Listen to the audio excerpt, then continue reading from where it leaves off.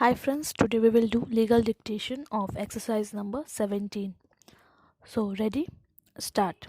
The opposite party filed the written statement denying the allegation contending that after getting married they lived separately and did not live with his parents. The allegation of demand of dowry was denied and the incident, dated 24th March 2006, was also denied in the manner in which the appellant has alleged. According to the opposite party, the appellant went to her parents' place during Holy Festival where she was pressurized not to go back to her husband's place.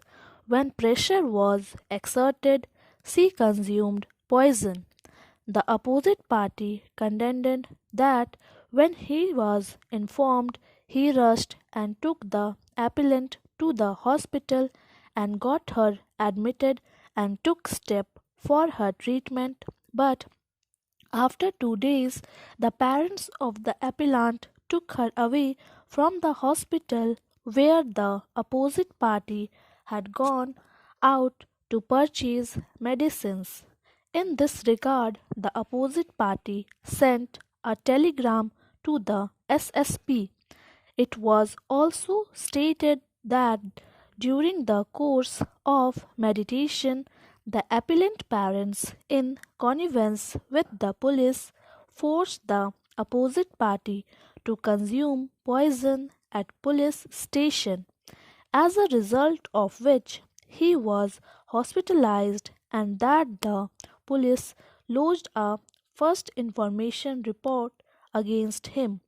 It was also contended that the opposite party made efforts to bring the appellant back to his house, and when all efforts failed, he filed an application under Section 9 of the Hindu Marriage Act for restitution of conjugal right.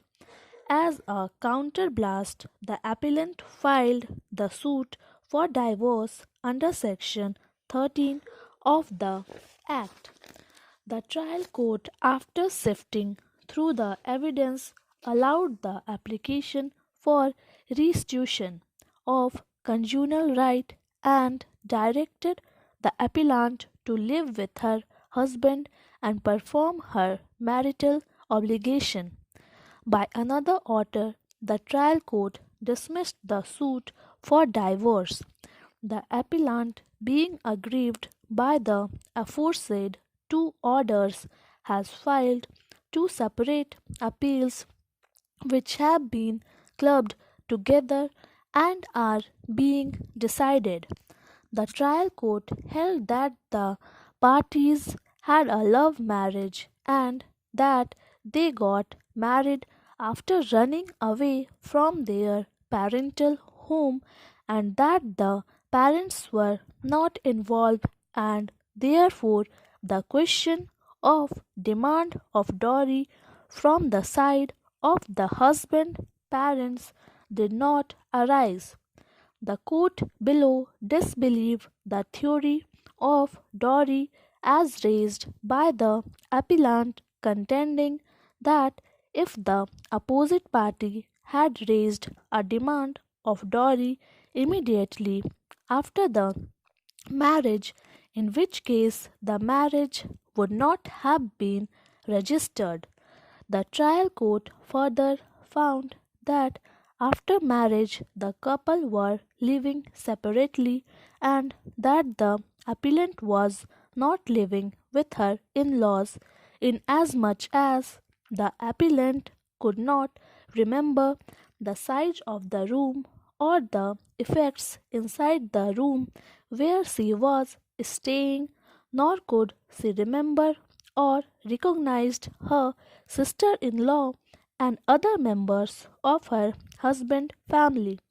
The trial court held that the appellant could not prove that she was living with her in laws. The trial court also held that the divorce suit was filed after the allegation filed under Section 9 of the Act for Restitution of Conjugal Rights.